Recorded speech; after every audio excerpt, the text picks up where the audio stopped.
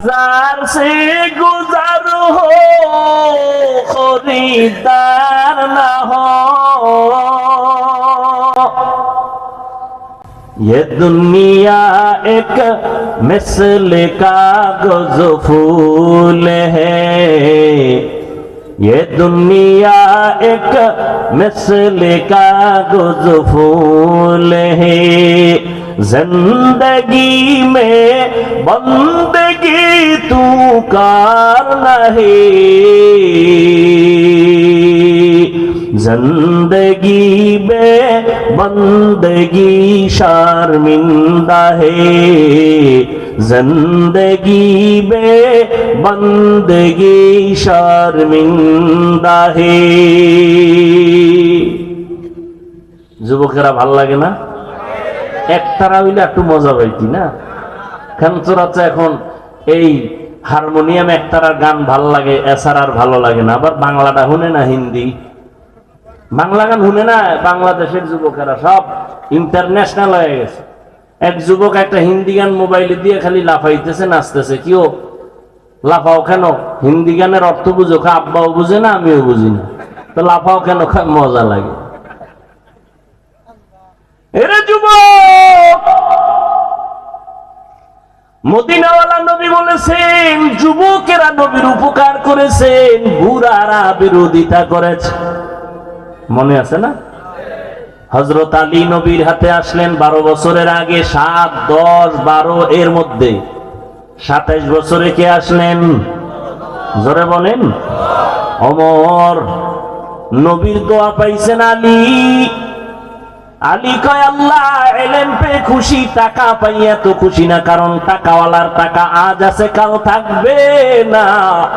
ইলমওয়ালার ইলম সিনায় ঢুকবে, কখনো বিদায় হবে না। তবে ছাত্রদেরকে এই কথাটা আর বলেই যাই, ও ছাত্র বাবারা, জেনারেল লাইনে পড়ো আর মাদ্রাসার লাইনে পড়ো, আমি চ্যালেঞ্জ দিয়ে বলেছি ইলমটা বিদায় হবে না, হবে না, হবে না। এটাই সত্য, এটাই সত্য, এটাই সত্য। তবে মাঝে মাঝে ইলমটাও চলে যাবে। যদি ইলমের সাথে আর ইলমওয়ালার সাথে বেয়াদবি করো, ইলমটাও সিনায় তখন আর থাকবে না। ইলমেরা ইজাজো করদন বেহিসাব, খলকেরা দাদান জবাবে বাসওয়াব। হযরত আলী বলেন আমি ইলম পেয়ে খুশি, টাকা পেয়ে খুশি না। 1 নাম্বার কারণ, টাকাওয়ালার টাকা আজ আছে কাল থাকবে না। ইলমওয়ালার ইলম সিনায় ঢুকবে, বিদায় হবে না। ছাত্ররা বলো, বিদায় হওয়ার একটা কারণ আছে না নেই? কি? ইলমের সাথে বেয়াদবি। এই ছেলেরা মেয়েরা যারা স্কুলে পড়ো, কলেজে পড়ো, ইংরেজিতে কথা শিখছো, ওই নকল করতে গিয়া ইংরেজির পৃষ্ঠা সিরা জুতার ভিতরে ঢুকাও। বিদ্যার সাথে গাদ্দারি করেছো, বিদ্যাও তোকে গাদ্দার বানায় দিবে, লিখে রাখ।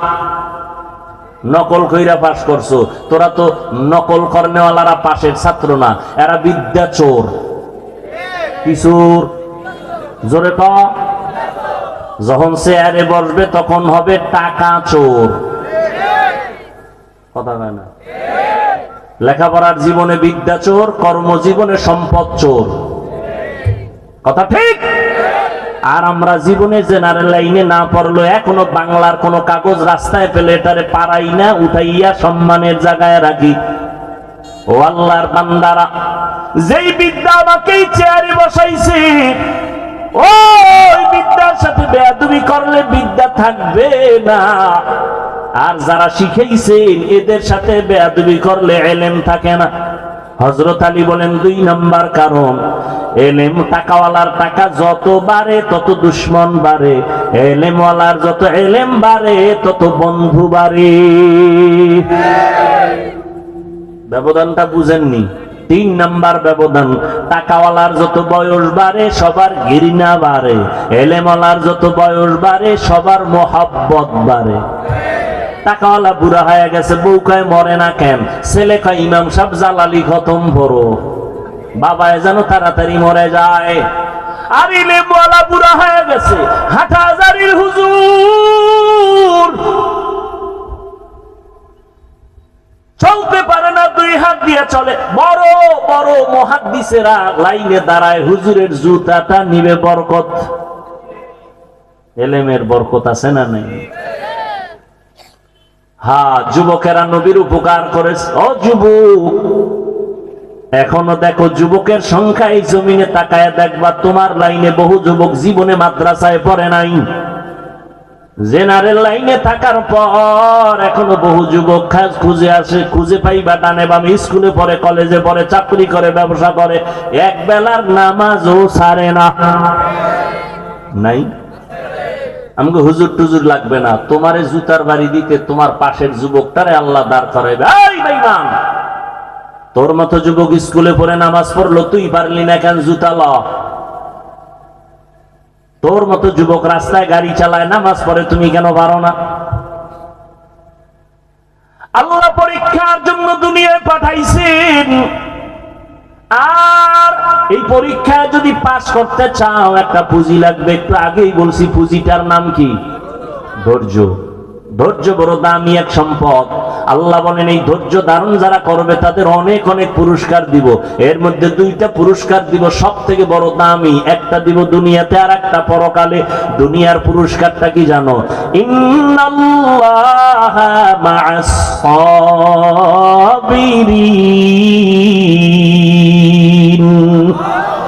আল্লাহ কয় ধৈর্য ধারণকারীর বন্ধু হয়ে যাব আমি আল্লাহ। সুবহানাল্লাহ। না, যতদূর পর্যন্ত সুবহানাল্লাহর আওয়াজ তোমার চলে যাবে ততদূর পর্যন্ত ভিন্ন মাখলুক আসেনি, কথা হয় না, এরা তোমার পক্ষে হাসরের দিন সাক্ষী হয়ে যাবে। আরো আসতে, জমিন সাক্ষী হবে। ইয়াউমা ইযিন তুহাদ্দিসু আখবারাহা, গাছ সাক্ষী হয়ে যাবে, ভিন্ন মাখলুক সাক্ষী হয়ে যাবে। আল্লাহ বলেন ধৈর্য ধারণকারীদের প্রথম বড় দুই পুরস্কারের একটা, দুনিয়াতে আমি আল্লাহ তার বন্ধু হয়ে থাকবো। আল্লাহ বন্ধু হইলে আর কোন টেনশন আছে? ধৈর্য আবার তিন প্রকার। ইবাদতের বেলায় ধৈর্য, মুসিবতের বেলায় ধৈর্য, গুনাহের বেলায় ধৈর্য। যেখানে বসছেন এটা ইবাদতের সওয়াব না? এটা কি সবার দ্বারা সম্ভব? যাগো ধৈর্য নাই তারা দৌড়, পাস না ফেল, ধৈর্য নাই ফেল। ইবাদতের বেলায় ধৈর্য। মদিনার নবী বলেন রে যুবক, উলামায়ে কেরামের মজলিসে যখন তুমি রওনা হও, এক একজনের সাথে ৭০,০০০ রহমতের একটা ফেরেশতার কাফেলা আল্লাহ প্রত্যেকের সাথে বানায় দিয়েছেন। এখানে এসে দিনের একটা মাসআলা শিখবেন, একটা মাসআলা ১০০ রাকাত নফল নামাজের সওয়াব। অনেকগুলো মাসআলা শিখবেন, ১০০০ রাকাত নফল নামাজের সওয়াব। আবারও আসতে কেন? আহা, কত দাম এই মজলিসটার, কত দাম! ধৈর্য না থাকলে পাশ করা সম্ভব?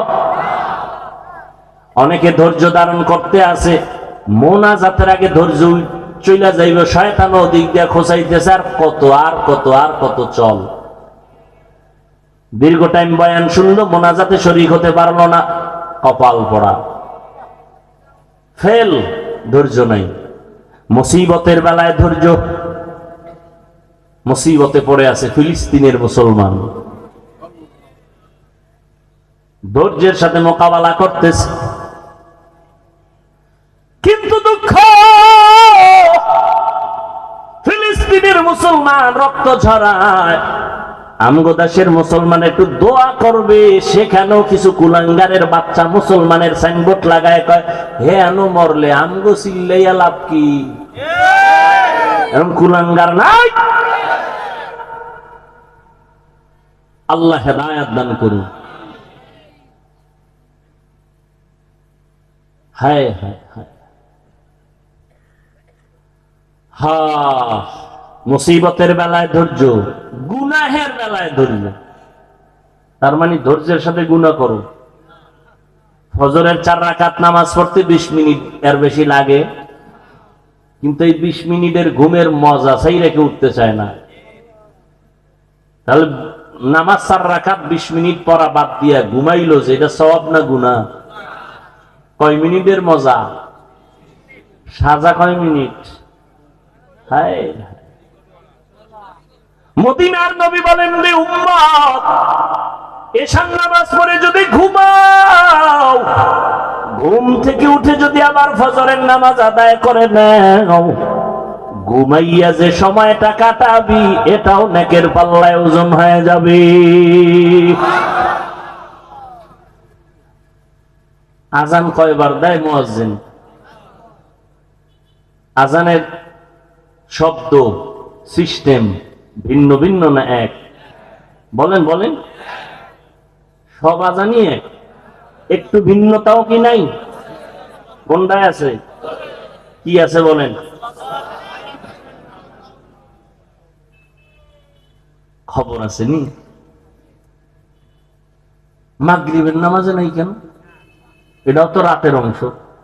এশার নামাজে এই কথা নাই কেন? আসসালাতু খায়রুম মিনান নাওম, ফজরে কেন?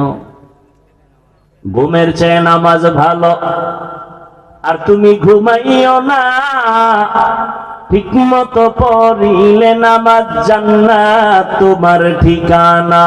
পশু পাখি কীট পতঙ্গ কেউ ঘুমিয়ে রইল না, মানুষ হয়ে ঘুমিয়ে থাকা ঠিক তো মোদের হবে না। এই শব্দটা ফজরে এশায় নাই কেন? মাগরিবে নাই কেন? ঘুমের চেয়ে কি অর্থ কি? ঘুমের চেয়ে তার মানে কোন ঘুম? সন্ধ্যা রাতের ঘুম? হ্যাঁ, শেষ রাতের ঘুম ঘুমাইও না রে যুবক। অতি গভীর হয় রজনী যখন, নীরবে প্রভুর নাম জপিও তখন। প্রভুর করুণা যদি পাইবারে চাও, গভীর রাতে উঠে প্রভুর গুণগান গাও। কত ভাগ্যবান ওই আল্লাহর ওলি যে তাহাজ্জুদে দাঁড়াইয়া মাওলার মোলাকাতে ইন্তেকাল হয়ে গেছে। আর আমনের মরণ রয়েছে বিড়ি মুখে। হায় হায়, আল্লাহ হেদায়াত দান করুন। ধৈর্য ধারণ করেন। পুরস্কার বড় বড় দুইটা দুনিয়াতে আল্লাহ বন্ধু হবে, পরকালের পুরস্কার। আল্লাহ বলেন আমি বিনা হিসাবে জান্নাত দিয়া দিব। ইন্নামা ইউওয়াফাস সাবিরুনা আজরাহুম, ইন্নামা ইউওয়াফাস সাবিরুনা আজরাহুম বিগাইরি হিসাব। ধৈর্য ধারণকারীদের বিনা হিসাবে জান্নাত পাইতে চান তো ইনশাআল্লাহ? হিসাব দিয়া না হিসাব ছাড়া? কেন? মাওলার সাথে একটু পাওয়ার দেখাইয়েই যান, যে মাওলা খেলা হবে ওই দিন, পাওয়ার দেখাই দিব। আমার 20 লাগে না, আমি 8এই তোমার ভাইয়া লইছি। আমার 20 রাকাত লাগে না, আমার 8 রাকাত পড়লে ইমানের পাওয়ার বাইরে যায়। কি ওই যে কি কয় না, ফাস্ট চার্জার আসেনি? কোন মোবাইলের চার্জ দিতে 1 ঘন্টা লাগে, এরপরও ভুল হয় না। আমার মোবাইলে চার্জ দিলে মাত্র 20 মিনিটে ফুল। তো বিষয় কি কয়? ফাস্ট কয় না? হ্যাঁ, কিছু আল্লাহর বান্দা আছে আমগো 20 রাকাতেও চার্জ হয় না, 8 রাকাতে ফুল চার্জ, ফাস্ট চার্জার। ঠিক নেই? আল্লাহ হেদায়াত দান করুন। এরে যুবক, 5টা জিনিসের দ্বারা আল্লাহ পরীক্ষা করবেন। এই 5টা জিনিসের পরীক্ষায় পাস করার জন্য একটা পুঁজি লাগবে, নাম কি? গেছে, ভুলে গেছে। ধৈর্য। 5টা পুরস্কারের 5টা পরীক্ষা নিবেন আল্লাহ 5টা জিনিসের দ্বারা। 1 নাম্বার হলো ভয়, মিনাল খাউফ। ইমাম শাফিঈ রাহমাতুল্লাহি আলাইহি বলেন, এখানে ভয় দ্বারা উদ্দেশ্য হলো আল্লাহর পক্ষ থেকে ভয়। ও আল্লাহর গোলাম, দাড়িটা রাখলে আল্লাহ খুশি, তোমার আত্মীয় স্বজন বেজার। দাড়ি রাখলে তোমার আত্মীয়তা থাকবে না। আর দাড়ি না রাখলে তোমার জান্নাত থাকবে না। এটাই তোমার ইমানের পরীক্ষা। তুমি আল্লাহকে বেজার করবা নাকি জাহান্নামের ভয়ে দাড়িটা লম্বা করবা? ইমানের পরীক্ষা। ভয় আর একটা আছে বান্দার পক্ষ থেকে ভয়, যেমন ইসরায়েলেরা ভয় দেখাইয়া ফিলিস্তিনের উপরে আক্রমণ, কালেমা ছেড়ে দাও। কিন্তু তারা স্টিভ রুলার হইয়া দাঁড়াইয়া বলে সীসা ঢালা প্রাচীর হয়ে গেলাম, কান্নাহুম বুনিয়ানুম মারসুস। এক বাবায় মানুষের মিষ্টি খাওয়ায় ফিলিস্তিনে, সাংবাদিকরা কয় কি ও রক্তর ঘটনা ঘটতেছে, আপনি মিষ্টি খাওয়াইতেছেন কেন? কয় 2 সন্তান রক্ত ফালাইয়া জান্নাতে গেছে। আমি আনন্দিত, শাহিদি দরজা পেয়েছে আমার 2 সন্তান। এই খুশিতে আমি আরো খুশি, আমি নিজেও রেডি, এই পথে জান্নাতে চলে যাব। আহা, আর আমরা এক মুসলমান বিপদে পড়লে কত খুশি। আয় হায়, আইতেছে আমগো কপালও ফিডাইতেছে, উপায় নাই, বাঁচার উপায় নেই। এক নম্বরে আল্লাহর ভয়, সংক্ষেপ কথা। 2 নম্বর হলো ক্ষুধা। ইমাম শাফিঈ রাহমাতুল্লাহ আলাইহি বলেন এখানে ক্ষুধা দ্বারা উদ্দেশ্য রোজা। এই রমাজান চলে গেল, অনেকে রোজা রাখে নাই, বয়ান দিছে চায়ের দোকানে, কেউ রোজা রাখেন না কেন? আমার ঘরে কি ভাতের অভাব? আমরা কি ক্ষুধার কারণে রোজা রাখছি? ভাতের অভাবে রোজা রাখছি? হায় হায়, ক্ষুধা দ্বারা আল্লাহ পরীক্ষা নিবেন। বান্দা একটু না খাইয়া পরীক্ষা দাও। আরে মেয়ে, আপনি কে আমি কে? স্বয়ং রাসূল প্রায় 3টা বছর আপন আত্মীয়রা শিয়াবে আবু তালিবের মধ্যে গৃহবন্দী করে রাখছেন। খানা দেয় না, পানি দেয় না, নবী গাছের পাতা ছিঁড়ে ছিঁড়ে খায় পেটের ক্ষুধা নিবারণ করে। রহমতের নবী পেটে পাথর বেঁধেছেন। ক্ষুধার পরীক্ষা বড় কঠিন রে বাবা। ধৈর্য যদি না থাকে পাস করা সম্ভব। কত গরিব মুমিন আছে, একটু যদি তরকারি ঝামেলা, কামাই রুজি একটু কম দাও, ডক্টর ইউনূস সাহেব তাড়াতাড়ি আমার একটা দরখাস্ত দিয়ে লোন দেন, লোন।